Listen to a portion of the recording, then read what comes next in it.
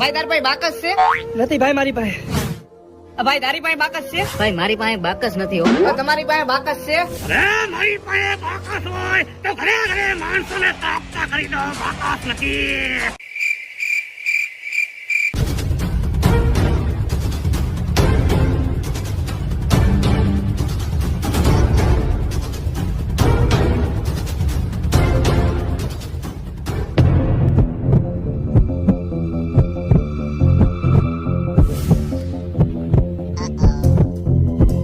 આ ધોવાડા ક્યાંથી નીકળે?